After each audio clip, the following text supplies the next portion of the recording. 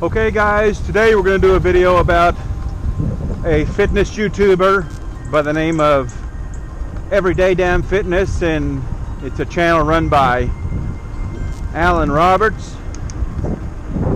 And Alan's stick has been to criticize and roast other fitness YouTubers who, you know, say stupid shit or give poor advice, and he roasts them on his channel. And well, Alan, today you get your medicine.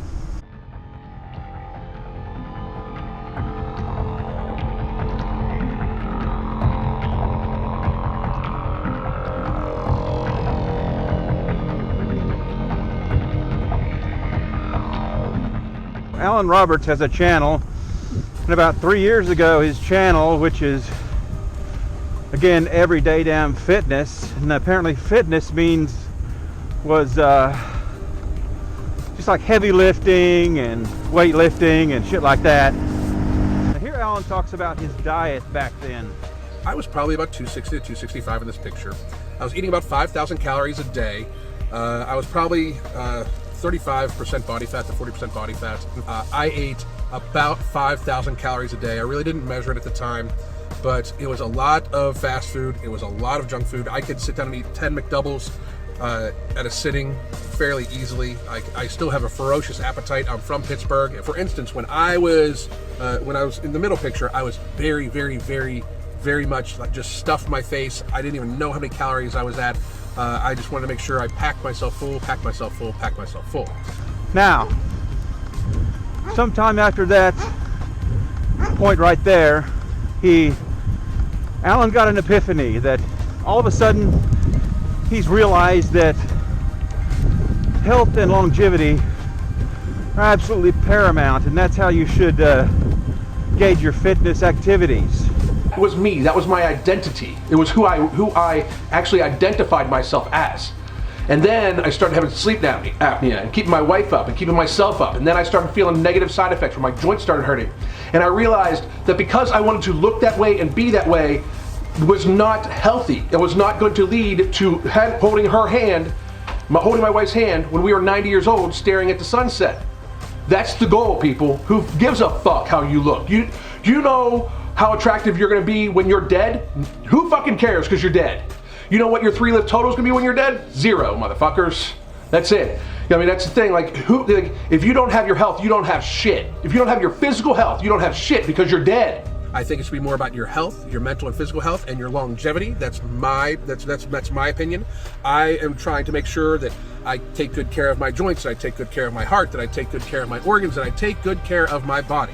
My knees, my shoulders, my hands, my feet, everything that I possibly could have arthritis in, I try to take good care of it and not beat it up, because I want to be 90 years old holding hands with my wife, watching the sun go down over the Gulf of Mexico. That's the ultimate goal. And I want to be able to take her out dancing that night, and I want to be able to go on a cruises, and I want to be able to be mobile at 90 years old. Those are my goals. I want to be able to dance with my grandchildren and my great-grandchildren, hopefully at their weddings if possible. And so it was a bit of a rocky start trying to get to health. And here he talks about his horrible fitness-obsessed diet that he had about a year into his journey. The picture, as you're looking at it on the far left, that is probably the leanest I've ever been in my adult life, and I was probably at 7 to 8% body fat there, and I weighed about 180 pounds. And I was fucking miserable. I was eating about 1,800 to 2,000 calories a day. I was very mentally and physically unhealthy, in my opinion. I was extremely food focused. I could not, I would eat, and then the next thing I would be doing is thinking about my next meal.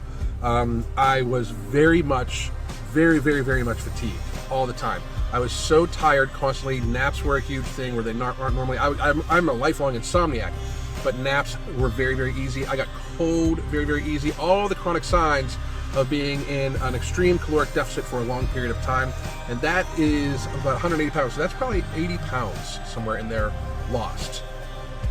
Strength-wise, very weak. I probably could only box jump somewhere, just because I measure things by my athletic ability. I could probably only box jump somewhere around 36 to 40 inches. I had very low energy. I had no explosive capability. I couldn't even begin to tell you what my lifts were like, because I didn't lift anything but volume, like very, very low weight, very, very high volume. I was extremely focused on a number on the scale, extremely, to the point where my wife hid the scale from me at one point in time, because I got into the mental aspect where I would weigh myself twice a day, and I know better. I would never have. I would get in front of it if one of my clients told me that, but I was not in a good place. In the very thin picture, the very lean picture, I would weigh out every fucking thing. I was very food focused. I like to the fucking gram. I knew exactly what I was fucking eating. Well, here we have two pretty horrible points of fitness here that are kind of on extremes. We got the hamburger snarfing bro lifter who ego lifts, and that's fitness, is because he's got a fitness channel. And then we switch to this torturing yourself, fitness obsessed, measure everything, super regimented fitness, and somehow that's fitness, even though it's probably worse for your health than the hamburger scarfing was. But Alan's, he's come a long way. He's doing better, and he would probably tell you that he's got a diet somewhere between those extremes now, that it's a good diet and it's a good healthy diet.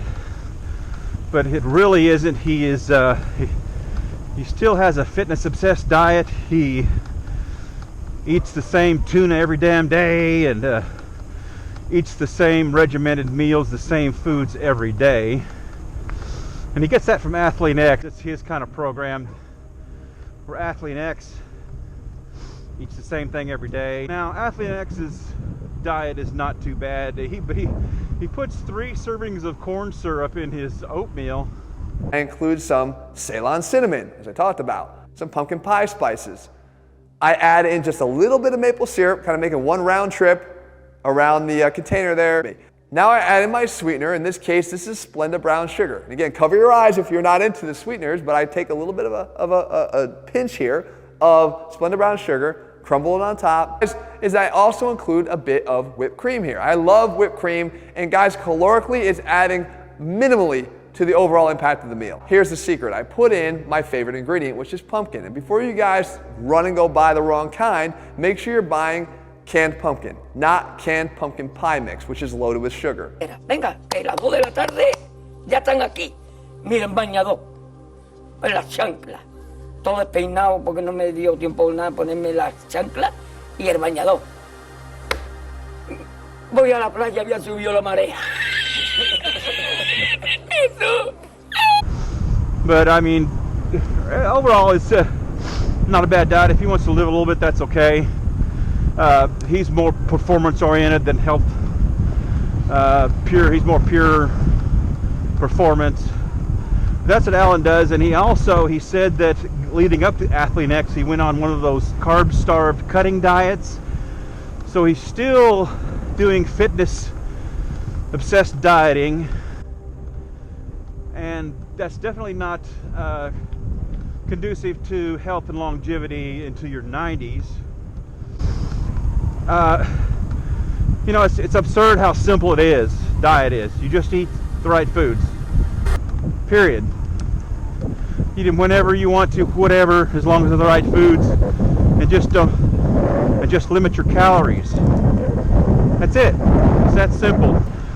All this chemically processed protein powder that Athlean X chokes down, he does that too, and Alan probably does, and all these other products that you have absolutely no idea what they do to you long term. You know, they may recover your muscles and all that bullshit, but hard telling what they've got in them. So if you want to, so he needs a little help on his diet. He's probably not doing too bad, but you just need to. Now the problem with Athlean X's mono diet is he says, oh, ginger's good for you, so I include ginger here and there in a lot of opportunities in my meal. And that's what's wrong with his mono diet, is he gets ginger, which is good for you, but what about beets? What about blueberries? What about greens? What about healthy nuts? What about fish? By doing this mono diet, you're not getting the broad spectrum of nutrients that you can get when you change your diet up every day. And so that's where he kind of needs improvement on his diet a bit. But let's move on next to cardio. His Absolute best cardio you can get in. You should get it in as much as you can. The best cardio you can get in for you both mentally and physically is some really good fucking. You should fuck as much as you can. You proving that you can starve yourself or that you can do cardio or whatever to the point where you are shredded ripped and literally, you know, are probably 30, 40 pounds under your genetic maximum. That does not impress me. I don't know what this fad is that's going on in the fitness world lately, or with people in general, but it's weird because men have become the cardio bunnies. Take the woman's lead, you young folks, because they are trying to be strong, and you guys are now the cardio bunnies. Remember how everybody used to make fun of cardio bunnies? Well, you wouldn't because you're young. It's not a good look. It's not a good look. Yoga's a fucking crazy ass fucking workout. I'd much rather do yoga, a hard yoga flow as cardio than some sort of fucking like road running, like the banging on your fucking knees and fucking your ankles and your lower back. Fuck that shit. Especially even when I was younger, but especially now that I'm older, I don't want that kind of fucking abuse on my fucking body. So he pretty much shits on cardio. He poo-poos it. He really doesn't think it's important. He actually adds yoga to his weightlifting and says that he calls that his cardio, and that's good for cardio, which is ridiculous. Now, adding weights to yoga, or adding yoga to weights, that's a good thing. It's actually a good thing.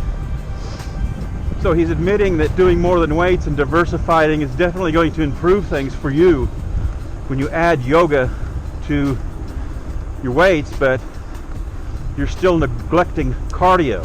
So if I were to ask Alan, are physical activities good for your health? And I'm sure everyone would agree that the answer to that is yes. The next question, are certain physical activities better for your health than other, better choices than other? Now, he's already admitted that the ego lifting blew out his knees and it's not a good idea. And he's now advocating pulling the plates back and doing more reps. So obviously some exercises are better than others for your health.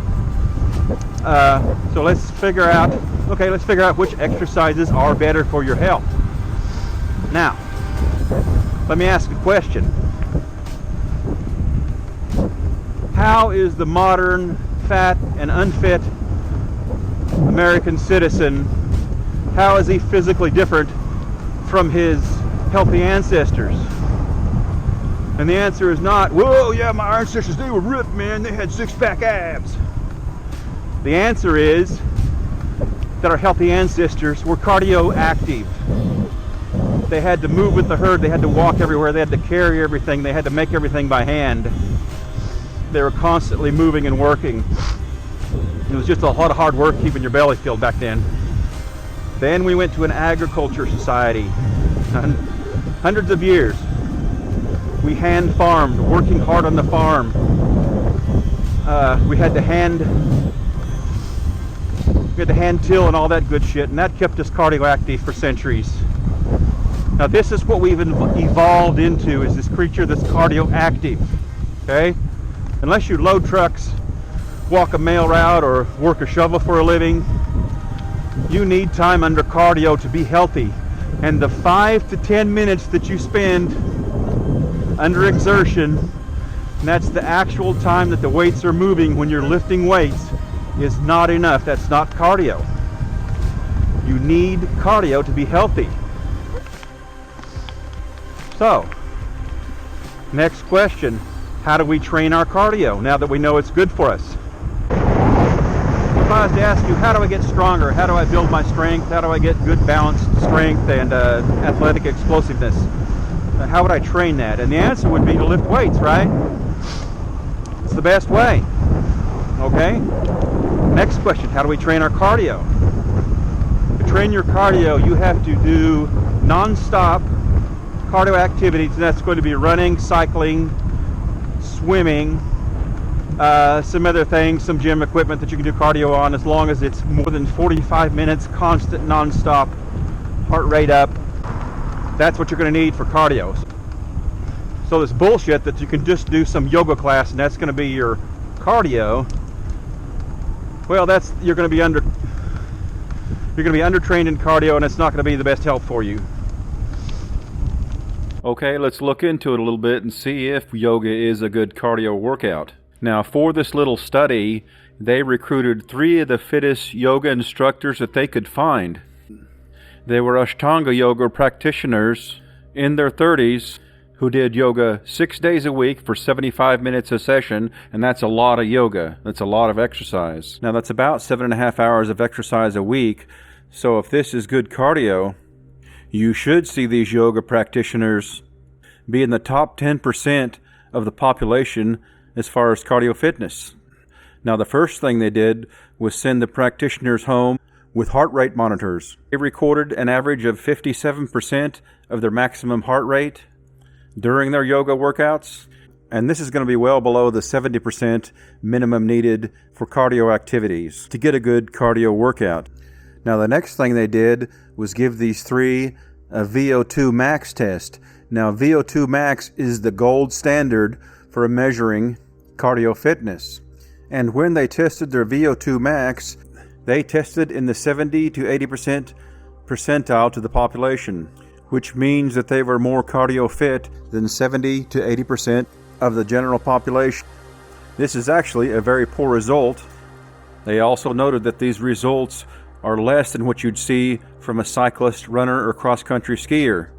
I'm 20 years older than these yoga instructors. I only work out about 5 hours a week compared to their 7.5. I do work out pretty vigorously in my 5 hours, and I would easily score in the 90th percentile on a VO2 max test. I have a resting heart rate of about 47. My workouts are diversified, cycling heavy with weightlifting, martial art training, running, swimming, and a variety of other sports on occasion.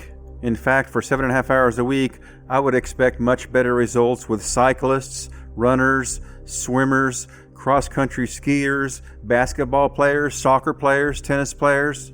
Now, I imagine that the benefits that yoga can give you are many. Stress relief, flexibility, core strength, balance.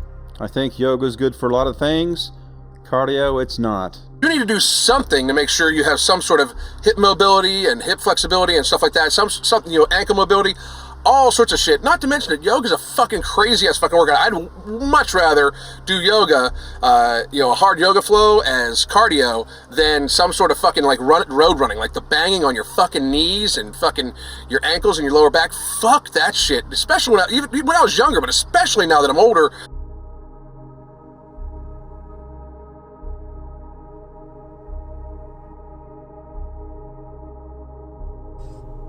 I was entirely too big. I was entirely too big for my frame. Cardiovascular was not even a thing. Even though I would work out very intense for about 2 hours a day, I had very, very low stamina when it came up to moving my own body weight, going up steps. Now, like I say, Alan, you've already discovered that you can do things, diversify things beyond weightlifting to make you healthier and a better athletic performer. But you want to do weights and yogurt and that's it. Just by coincidence, it's the 2 things that you and your wife do. I fucked up too. I was doing too much cardio. I was not doing enough weights. I was doing the circuitry. I was doing the weight circuits, but I wasn't doing compound lifts, and so I have corrected that. And I'm getting more serious into compound lifts because I want to do its best. I want to do its most satisfying, and to me its most satisfying is a diversity of a number of different workouts. Let's look at it this way, Alan. You said that you want to live as long as possible, right? Well, how do you stop living? A number of people, everyone, usually stops at some point in their life due to their health and physical ability, have to stop doing what they love. Like, for instance, there would be like some grandparents who took their kids to Six Flags when they were in their 60s, and now they're in their 70s and they have these other grandchildren, and they can't take them to Six Flags because of their health and their mobility is not there for them to do that. And they really enjoyed it with the other grandkids, so this is a good example of cutting short. that life. This is a good example of that living cut short, that you want to live as long as possible. And cardio, not blowing your knees out on ego lifts, is what's going to do that for you. Cardio champ and a weightlifting champ. Okay? Cardio champ is going to be the guy, the marathon champion, I think his name is Kipchoge is how you pronounce his name. He's going to be our cardio champ. Kipchoge. Weightlifting champ. Our weightlifting champ is going to be Martins. Okay. Taken to the extreme. Let's see what's best. Who do you think is going to be able to take their grandchildren to Six Flags? Kipchoge, who runs like he's running on fucking air, or Martins? Awesome, man. Cool. I'm just going to leave. It's tiring watching so many shows. So now that after we took a nap, we're gonna go eat to fuel up. And I'll probably watch more Stranger Things. What are we gonna eat? Burgers for sure. Fat burger? Whatever the hell it's called that's across the... Handmade burger. Handmade burger. Handmade tails? Handmade burger. Under his eye. Handmade burger. I'm gonna go get my contact solution. Oh. Oh. Oh. Oh, I got one on. It's one sock to go. Here we go. Oh, my back. Oh, my other back. Oh. Oh. Tight glutes. There's two socks on.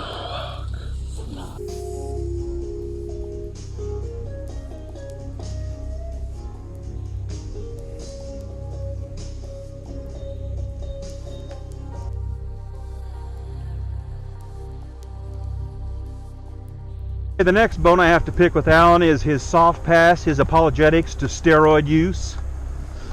Now, when he said this bullshit back in 2016, I thought maybe that was the old Alan, the old beef jerky fucking bro lifting Alan that was saying that. The reality of it is, unless you are on some sort of drug, some sort of anabolic, which I don't recommend for anybody ever, let alone anybody that's just doing it to impress gym bros.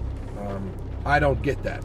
People that have actually made a living off of their body and stuff like that, that's one thing. And that's a personal choice, and I'm not going to knock them for it. I personally have never made that choice, nor would want to. But I don't knock on them for it. But he repeated the exact same bullshit in 2019. Is your physicality tied? Is your money tied to you being able to deadlift? No? Then be fucking careful, motherfuckers. Maybe fucking think twice about going for the 1 rep max. Maybe go for a fucking 5 rep max instead, just so you can fucking test out to see where you're at. Is your fucking livelihood connected to how the fuck you look?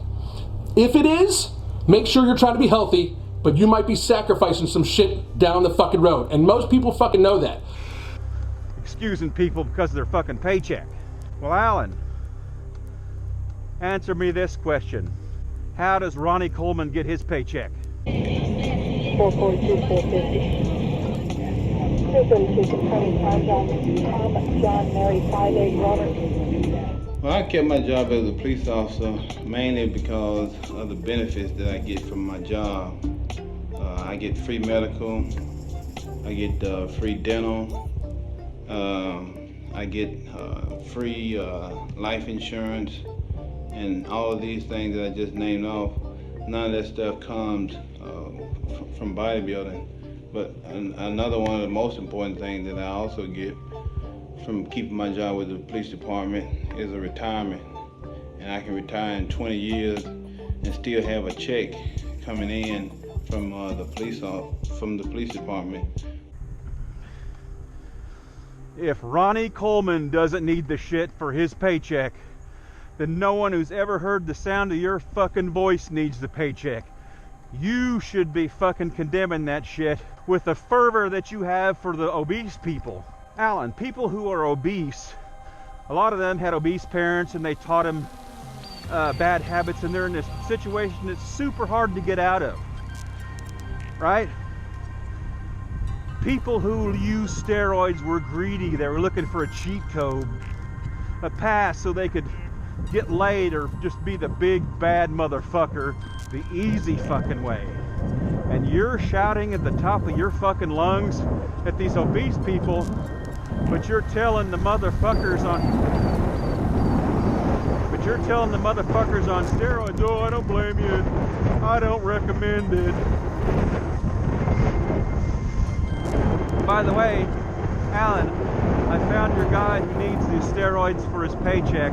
The performance enhancing drug. It's not, it's to make you do better physically. I don't care what anybody says. Steroids basically opened up a whole new spectrum of life for me. I could be a male stripper. I could be a model. Oh, do you?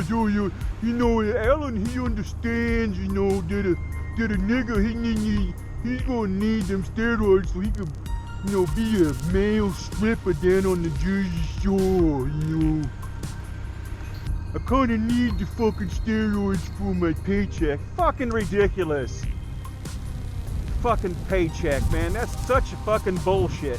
Alan, you're always fucking criticizing these other creators. You're saying, oh, your influence matters. You don't say stuff that is gonna be harmful. Well, he is telling them right now a method to self-harm and the benefits of it. He is advocating this. When you have that large of a fan base, your words matter. When you are a public figure, your words matter. You need to understand that. You need to be correct in what you say, and you need to say you should be saying dangerous shit. Well, Alan, what if there's some young weightlifter who looks up to Alan Roberts, right? And he's thinking about going pro into bodybuilding or some shit like that, and he's thinking, well, Alan understands, he won't blame me because it's for a paycheck, so I'm gonna go ahead and start on a cycle. You being Mr. fucking health and longevity guy now that you've made the fucking pass over, you're the perfect guy to tell these motherfuckers to never even consider using steroids or anything that fucking stupid ever, for any reason. Listen, Alan, you're doing great. I actually think you're doing great in the cancer that is the fitness community. But you got a ways to go. If you're, like I say, you're new to this health and longevity, and you're trying to figure it out, and you've got to fix your fuck ups. And you can take this as a chance for self-reflection, a chance to evolve, and a chance to improve, or you can let your ego get in the way and say fuck you to this guy, this cardio fucking bunny, or whatever. I actually think that what you're doing with the anti-obesity, as far as your training programs, you seem to be doing a pretty good job. As long as you have these people walking more than 45 minutes to help burn fat, that's what they need.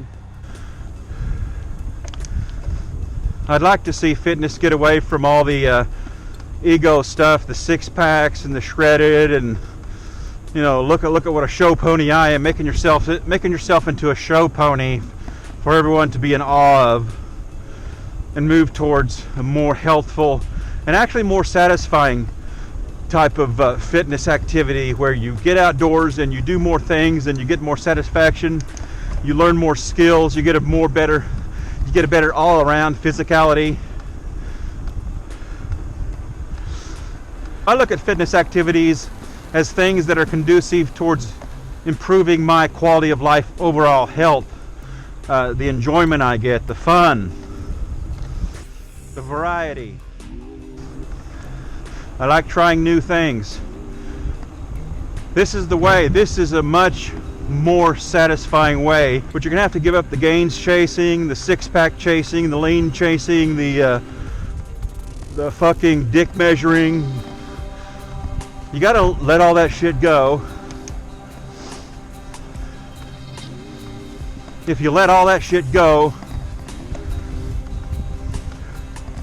you can have a much more fulfilling fitness lifestyle if you diversify and get out and have some fun.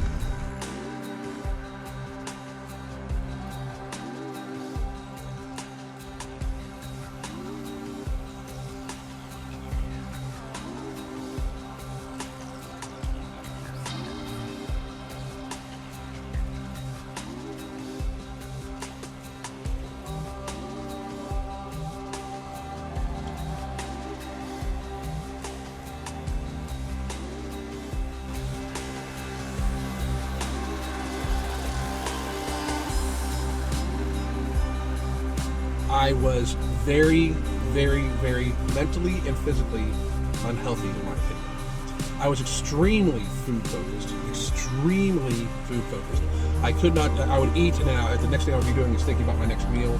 Extremely focused on a number on the scale, extremely, to the point where my wife hid the scale from me. Very lean picture, I would weigh out every fucking thing. I was very food focused, I went to the fucking gram. I knew exactly what I was fucking eating.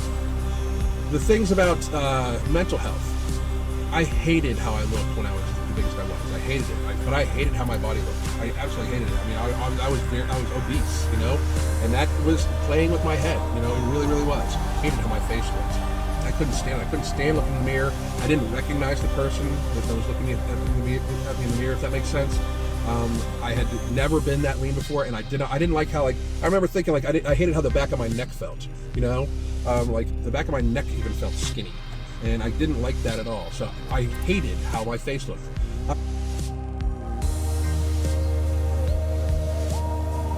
Because I want to be 90 years old holding hands with my wife, watching the sun go down over the Gulf of Mexico. That's the ultimate goal. And I want to be able to take her out dancing that night. And I want to be able to go on a cruises. And I want to be able to eat mobile at 90 years old. Those are my goals. I want to be able to dance with my grandchildren and my great-grandchildren, hopefully at their weddings if possible.